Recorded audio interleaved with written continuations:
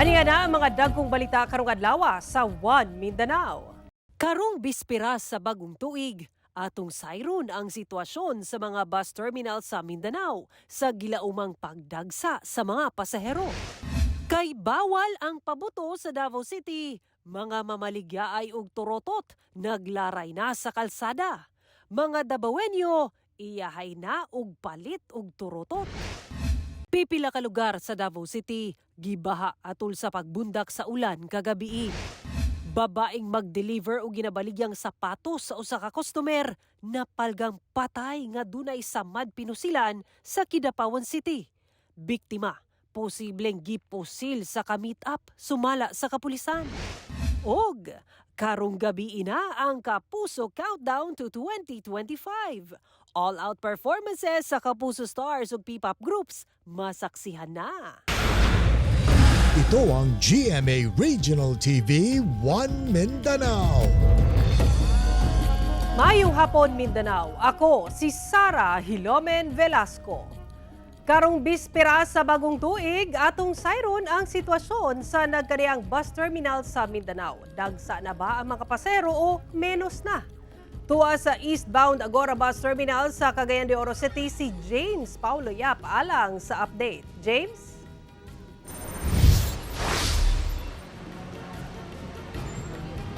Sara, pipila na lang ka mga pasahero ang mibiyahe dinhi sa eastbound Agora Bus Terminal sa Cagayan de Oro City. Samtang ubay-ubay gihapon ang mga mibiyaheng pasahero sa mga terminal sa bus sa Davao City o General Santos City. Apan hugot gihapon ang seguridad nga ginapatuman sa kapulisan sa maong mga terminal. Paisa-isa na lang ang pag-abot sa mga pasahero sa eastbound Agora Bus Terminal sa Barangay Lapasan sa Cagayan de Oro City ning bespera sa bagong tuig. Sumala sa mga dispatcher sa bus nga gahapon pa ang dagsa sa mga pasahero nga nanguli sa ilang probinsya. Apan bisan diini aduna gihapoy mga bus nga taman alas 12 sa kadlawon unya mobiyahe alang sa mga muapas sa paguli karong adlaw. Ang magbanay nga gikan pag Cebu City karon lang mouli sa Bukidnon. Maay na lang daw kay mingaw pa ang terminal. Minus pong tao, di na pareha sa una. Di pareha sa una nga wapay pandemic pati daghanang tao karon gamay na lang po. Samtang hugot gyapon ang seguridad sulod og gawas sa terminal. Gani ang mga personahe na sa kapulisan ang nangunay og check sa mga bagahe sa mga pasahero nga mosulod sa terminal. Gina-check sab nila ang compartment area sa mga bus. Una pa man kini molarga. Nag-inspect sab ang mga personahe sa Land Transportation Office aron masayran ang kondisyon sa mga bus, ingon man sa driver o konduktor. Although dili man kay dagan ang pasayro, but you still check kung okay ba sila padaganos kadalanan. And most of all, wala pa may nakita nga nakabiolate po karon. Dili na mo ipabiyahe og dili kanang safety. Kinahanglan among bus before na mo gawa sa grahe kanang check tanan. Sumala sa pamunuan sa Agora Bus Terminal o sa mga bus company, kadto na gihapoy mga biyahe sa bus sa adlaw sa bagong tuig. Ubay-ubay na sab ka pasahero ang midagsa sa General Santos City Public Terminal aron sa ilang tagsa-tagsa ka probinsya magsaulog og bagong tuig. Sama ni Camille Pila nga taga Maasim, Sarangani. Diri ko nagtambay sa Jensan na tong 20 sir niya muli ko arong New Year. Apo. Wala sab gibilin ni Blenda Panagsagan ang iyang alagang iro. Gisuluban niya kini og diaper aron dili magmugna og hugaw sa bus. Pauli ay siya sa Tupi South Cotabato gikan sa Jensan. Oh babe na sir.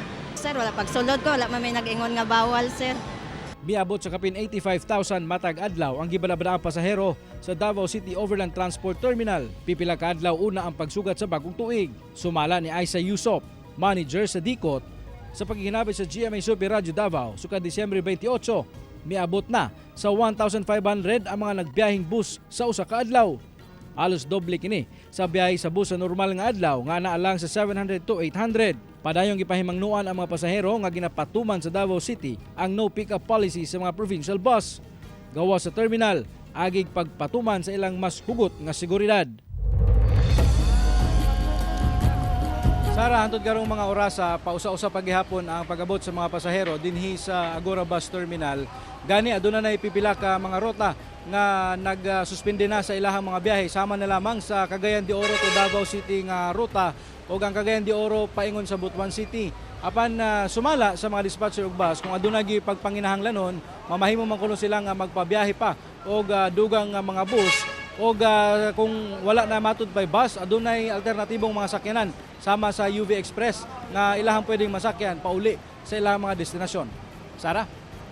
Okay, daghang salamat ug Happy New Year kaninyo diha, James Paulo Yap. Mga pasahero mo biyahe padulong sa Talikod Island sa Island Garden City of Samal, dagsa na sab karong bisperas sa bagong tuig. Kini mao ang mga pasaherong manukad sa Santa Ana Wharf sa Davao City. Sumala ni Richard Acson, ang validator sa City Tourism Office sa Igacos, nga ubay-ubay na ka mga pasahero ang sayong mibiyahe. Dugang pa niya nga sagad matag alas 3 sa hapon ang ulayng biyahe sa mga lansya sa Mount Pantalan. Karong adlaw dunay 4 ka mga lansya ang mibiyahe, labi pa nga gilauman pa ang pagdagsa sa mga pasahero. Lakip sa sayong mibiyahe si Mercedita Laidan, taga-Talikod ug nanarbaho sa Davao City. Sumala niya matag bispera sa bagong tuig, siya nagauli sa Samal aron makauban iyang pamilya aton sa pagsugat sa bagong tuig.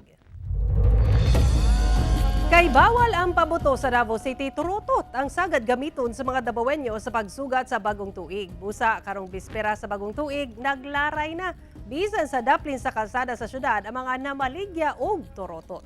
Kumusta ka ang palit? Atong sayron sa live report ni John D. Esteban. John D.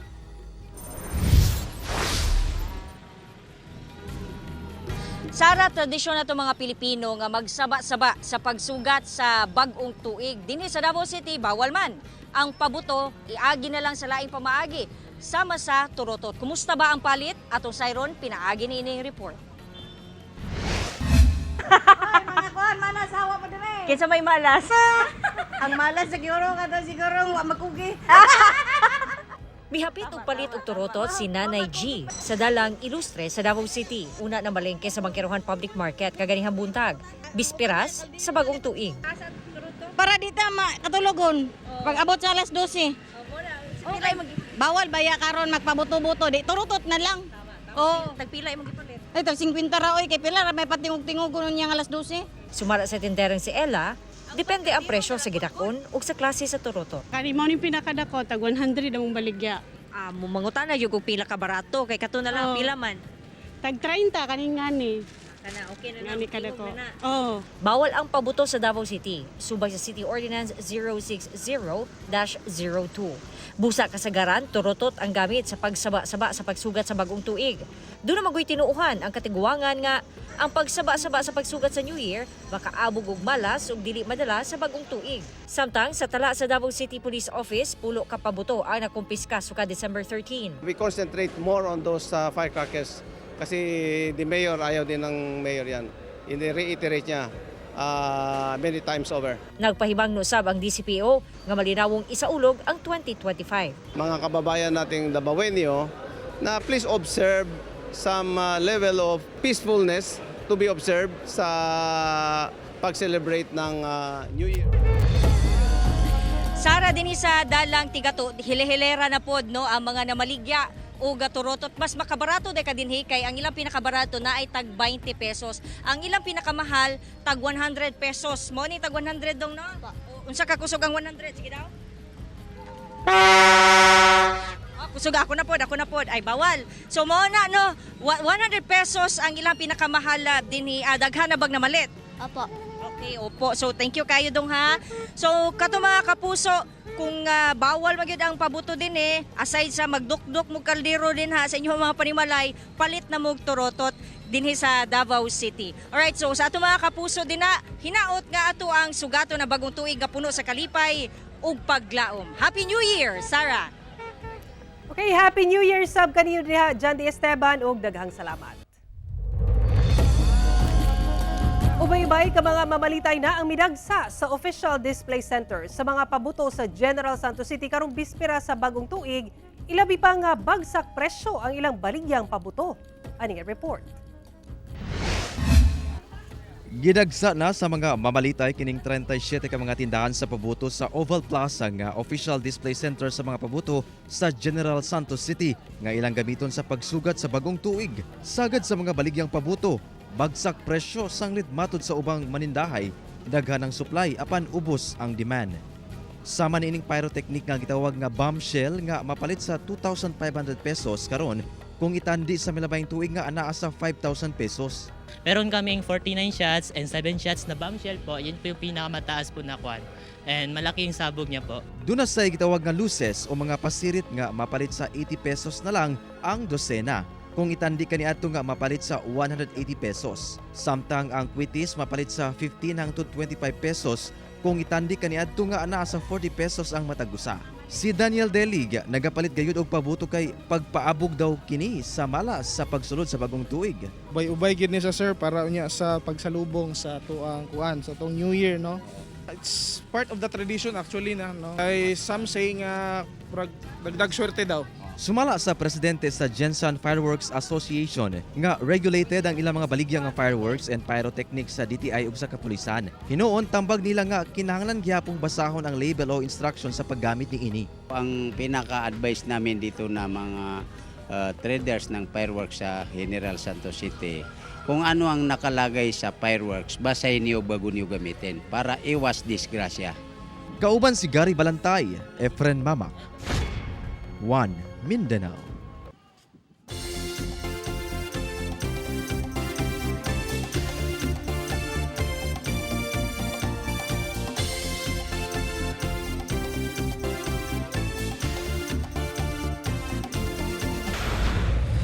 Ito ang GMA Regional TV 1 Mindanao. Atong sayron ang dugang pang mga balita sa Mindanao, makauban nato si Efren Mamak live sa General Santos City. Efren. Salamat, Sara. Pipila ka lugar sa Davao City ang gibaha kagabi ato sa pagbundak sa ulan. Ani ang report ni John D. Esteban. Gibaha ning dalang kabantian sa buhangin Davao City Lunes sa gabi ato sa kapin oras nga pagbunok sa ulan. Kining rider, gituklod na lang ang iyahang motorsiklo kay Mitiorok tungod naabtan sa taas ka tubig baha. Ang sapa sa may Matina Playa, Matina Pangi ug Matina Crossing miabot sa critical level. Maong gipatingog ang siren. Gani gipahikling na ang ubang residente sa Matina Crossing kay taas na ang tubig. Usa sa mga napulaw sa pagbantay sa sapa kay basin Mulapaw mao ang pamilya ni Peaches sa Teachers Village sa Matina Playa. Daplin ramanggod sa sapa ang ilahang Pinoyanan. Nang nabalaka po di ma'am ba kay siyempre nagtaas gud siya ma'am no niya. Pajud mi tulog. Usa sa mga ginakabalakan sa mga residente dinhi sa Teachers Village nga basin mukusog na pod ang ulan unya nga moresulta sa paglapaw ni ining sapa. Nabalaka sila kay basin magsugat sila sa bagong tuig nga mabahaan. Ma'am, mag-ampo lang jud mi nga di na gyud balik. Hinuon daling mihubas ang tubig baha ug namalik ra sa ilang tagsa-tagsang Pinoyanan ang mga apektado. Sumala sa weather forecast sa Pag-asa ang pag-ulan sa syudad tungod sa ITCZ o Intertropical Convergence Zone. Kauban si Bebot Kahes sa kamera. John D. Esteban, 1 Mindanao.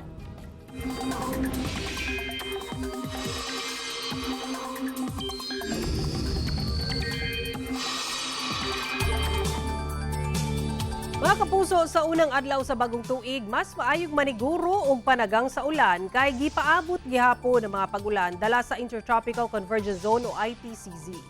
Bisan walay bagyo o low pressure area sulod sa Philippine Area of Responsibility, makaapekto gihapon sa panahon sa Luzon ug Visayas ang shear line ug amihan, samtang Intertropical Convergence Zone o ITCZ sa Mindanao nga magdala og mga pag-ulan. Base sa datos sa Metro Weather, halos tibok Mindanao ang ulanon. Dunay halapad ug kusog nga pag-ulan sa ubang lugar. Busa may mong alerto sa posibleng pagbaha o landslide. Nagdeklara na og state of calamity ang lungsod sa Malita, Davao Occidental tungod sa nasinating pagbaha o pagdahili sa yuta liwas sa adlaw sa Pasko. Sa impormasyon nakuha sa GMA Super Radio Davao sa Malita Municipal Disaster Risk Reduction and Management Office, 26 ka mga barangay sa lungsod ang apektado sa pagdaot sa panahon dala sa Intertropical Convergence Zone o ITCZ sa miaging semana. Kapin 500 ka mga panimalay ang nangaguba. Pinagi sa deklarasyon sa State of Calamity, mas mapadali ang pagpagawas og pondo sa lokal nga panggambahanan alang sa paghatag og ayuda sa mga biktima ug mapatuman ang price freeze sa mga naunang palaliton. Samtang sumala ni Harry Chester Camoro, head sa Davao Occidental PDRRMO, nagpabiling usa ang namatay tungod sa pagbaha. 79 ang samdan ug 2 ang missing. Samtang kapin 11,000 ka magbanay ang naapektuhan sa pagbaha sa probinsya. Samtang sa impormasyon sa Office of the Civil Defense 11, dili pa maagian ang pipila ka dalan og tulay sa probinsya nga nadanyos sama sa hanging bridge sa barangay Sangay sa Malita ug barangay road sa Talaguton ug tulay sa North Lamidan sa Don Marcelino. Patay ang usa ka 46 anyos nga babae kinsa igo lang mag-deliver og sapatos nga gi-order kaniya online sa usa ka customer human gipusil sa Kidapawan City. Sumala sa kapulisan, posibleng gipusil kini sa iyang ka-meet up. Ani ang report.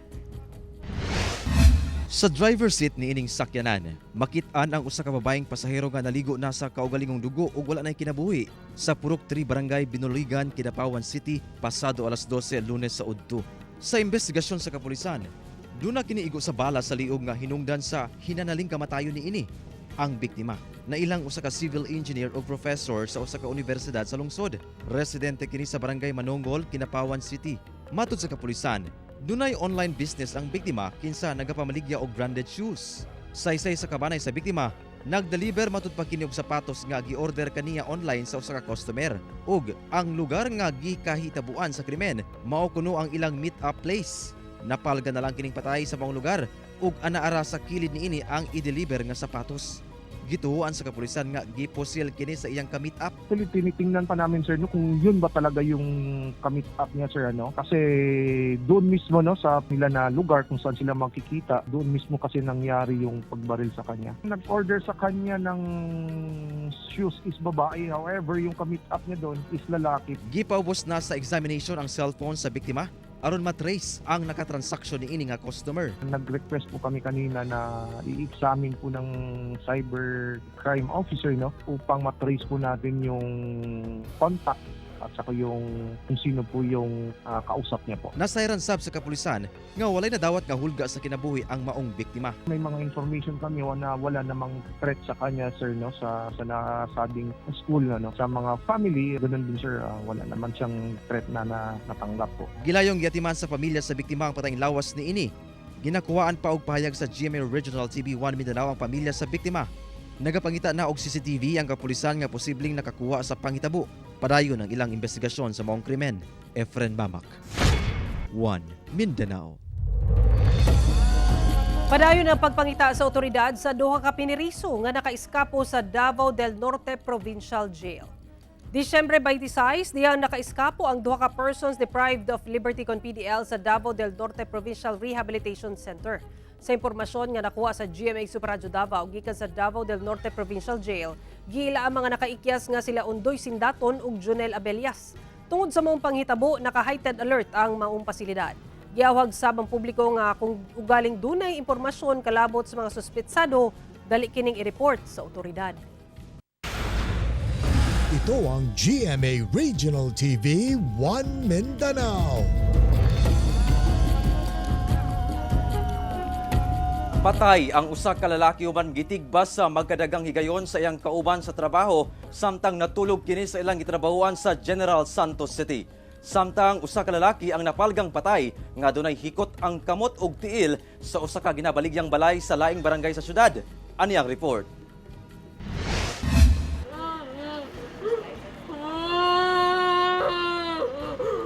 Wala kapugong sa emosyon ang mga igsuon sa 43 anyos nga lalaki kinsa naabtan nilang naligo sa kaugalingong dugo ug wala nay kinabuhi sa gitrabahuan niini sa Purok Soriano, Barangay Sinawal, General Santos City, Lunes sa kadlawon. Ang maong biktima dunay mga samad tinigbasan sa ulo, dalunggan, liog ug likod. Gitigbas matud pa kini sa iyang kauban nga lalaki kisa helper sab sa buy and sell corn business nga ilang gitrabahuan. Hinuon gilayon kining naaresto sa kapulisan kinaugmaan sanglit wala kini misibat human ang krimen. Gani nagupot matud pa kini sa sunda nga iyang gigamit sa pagpanigbas. Ato siyang naaresto kay pag-responde sa atong PNP personnel, ana pa siya sa area o gunit pa niya ang gigamit niya nga sundang sa pagpatay sa kaning biktima nato. So kani atong aresto o ni-surrender po siya. Giangkon sa suspek ang krimen. Saysay niya, gibaharan kuno siya sa biktima nga patyon diyang naghigda na sila aron matulog. Apan pagkakadlawon, iya na kining gitigbas. Hubog matud pa ang biktima og siya dili. lang mata, tigbas ko lang. Ha? Basta tigbas ko lang, tigda mi. Patalikod ko, siya katalikod. Hinang ko niya nga, wala kayo klaro, patay ka ugma. Wala lang. Nag-ingon ko, ilom. Ito na, kalitan ako. Wala na ko nagawa, kay kita na ko, patay naman. Hustisya ang panawagan sa kabanay sa biktima. Ay murag manok lang nagipatay niya ako igsuon. Unta panagutan niya ang gihimo niya sa akong manghud. Sobra. Pero ngayon kung pasaylo. Posibleng mag-atubang og kasong murder ang maong suspetsyado. Samtang napalgang patay ang 52 anyos nga lalaki sulod sa walay tawo o ginabaligyang balay sa Pruk 5, Barangay Labangal, General Santos City adlawng Domingo sa hapon. Ang maong biktima walay pang ibabaw nga sinina ug dunay hikot ang kamot ug ulo. Manindahay matud pa kini og residente sa Barangay Dajangas West sa Jensan. Matud sa kapulisan, nadiskubre kini dihang gipalimpyuan sa tag-iya ang maong balay nga for sale sa iyang kabanay alang unta sa bisita nga mutan-aw. Dili matud pa paryente sa tag-iya ang maong biktima. Gitagad na sa kabanay sa biktima ang patayng lawas ni ini kinsa nangayo og hustisya sa pagkamatay ni ini. Padayon ang investigasyon sa otoridad aron masuta kung kinsa ang naghimo sa krimen. Kauban si Gary Balantay, Efren Mamak, 1 Mindanao. Kapin 20 ka mga kani sakop sa New People's Army ang mitahan sa kasundaluhan ug lokal nga panggamhanan sa Davao del Norte. Sa impormasyon gikan sa GMA Super Radio Davao, muabot sa 27 ka mga kaning sakop sa NPA ang mitahan sa 56th Infantry Battalion Philippine Army ug sa lokal nga panggamhanan sa Davao del Norte. Bit-bit sa mga kaning NPA ang ilang armas. Gikalipay sab kini sa provincial government sa Davao del Norte sa pagsurrender sa mga former rebel sanglit dako matud pa kining indikasyon sa padayon nga kahapsay ug kalinaw sa lugar. Sa pagkakaroon nagpadayon ang profiling sa mga kanhing NPA aron ma-enroll sa programa sa ICLIP program sa gobyerno alang kanila. Grupo sa mga anglers sa Cagayan de Oro City ang naghalad og bulak sa dagat sa El Salvador City agig pagpangita og hustisya silang kauban nga gidagit ug gipatay sa Pagadian City. Ang detalye sa report ni James Paulo Yap. Pipila ka adlaw nga gipangita sa iyang kabanay ang negosyante nga si Michael Obsiana nga residente sa Cagayan de Oro City. Ulahi ko nung nakita si Obsiana ni atong December 20 sa gabi, kauban ang kapuyo niini ug adunay ka transaksyon nga duha ka mga lalaki sa Dumalinaw, Zamboanga del Sur. Samtang pabalik sila sa Pagadian City, kauban ang duha ka mga lalaki, nagkalalis matud pa sila sa biktima. Hinungdan nga miambak sa sakyanan ang iyang kapuyo. Duha ka adlaw human ang insidente. Nakit ang patay na sulod sa iyang sakyanan si Obsiana ug adunay samad sa ulo niini. Sumala sa kapulisan ang gulo sa negosyo ang motibo sa krimen. Persons of interest karon ang duha ka mga lalaking ulahing nakatransaksyon sa biktima. Faila na to kaso sir, kay naman tayo witness na may nabuhi man si ma'am atong imong suspect ang yang giingon. Gawas nun paghihapon karon ang duha ka mga suspect. Busa ang mga kaubanan sa biktima nga mga angler naghalad og bulak sa iyang paboritong fishing spot sa kadagatan sa El Salvador City isip pahinungod kaniya samtang padayon ang ilang pagpangita og hustisya. So ako panawagan lang nako no sa atong mga authorities na makuha na tong hustisya ang Michael Obsiana and also mapaspasan ang investigation kay kami po sakit po kaysa mo ang iyang pagawala. So isa siya ka maayong tao. Sa karon, padayon pang investigasyon sa kapulisan aron hingpit na nga madakop ang suspect sa pagpatay sa maong negosyante. Ako si James Paulo Yap, 1 Mindanao. Nagpahimangno ang lokal nga kagamhanan sa Tagum City sa mga ipatuman nga protocols atol sa ilang ipahigayong fireworks display unyang gabii atol sa pagsugat sa bagong tuig. Una nang gianunsyo sa Tagum City LGU nga inay sa naandang City Hall grounds ipahigayon ang fireworks display alang sa pagsugat sa bagong tuig sa Tagum Flyover. Sumala sa LGU alang sa kaluwasan sa tanan kung tanong ginadili ang pagsulod sa mga nakabarikadang bahin sa palibot sa flyover sa syudad. Ginadili ang pagdala og payong, busag iabisuhan ang publiko nga magdala na lang og kapote, kalo o dagko nga cellophane kuno galing muulan. Hugtanon sab ang ibawal ang pagpalupad og drone gawas lang sa mga nakakuha og permit. Bawal sab ang pagdala og armas, illegal nga droga ug bisan unsang kontrabando. Ginadili sab ang pagpondo o pag-standby sa mga sakyanan nga anaa sa fireworks radius. Samtang nakaandam na ang imuntar nga medical center sa command post alang sa mga posibleng emerhensiya ug duna sa gimuntar nga lugar alang sa mga buot maninda. Sa gipagawas nga recommended viewing zone sa LGU, mamahimong masaksihan ang fireworks display palibot sa Tagum City flyover. Apan hugtanong inili ang pagsulod sa fireworks radius. Mga kapuso, karong gabi inagayod ang Kapuso Countdown to 2025 nga ipaygayon sa Mall of Asia sa Pasay City. Andam na ang mabulukong stage kung asa mag-perform ang inyong paboritong Kapuso Stars. Nagpakatag na sabog security personnel sa sulod gawa sa venue lakip sa palibot sa mall aron masiguro ang kaluwasan sa mga makiparty unya. Duna na say mga ambulansya ug medic kung dunay emergency. Gilaumang anaa sa 200,000 katao ang mudag sa unya. Gani duna nay naglinya na kaganinang kadlawon pa lang. Lakip sa mag-perform ang SB19 ug P-pop groups nga Kaya ug 1621 BC. Siyempre, anaa inyong paboritong Kapuso Stars nga sila si Asia's Limitless Star Julian San Jose, Raver Cruz, Miss Ai de las Alas, Christian Bautista ug si MMFF Best Supporting Actor Ruru Madrid nga usa sa mag-host sa Kapuso Countdown to 2025 isa sa puso. Sa mga timbahay sa New Year, matanawan ang Kapuso Countdown to 2025 sugod 10:30 p.m.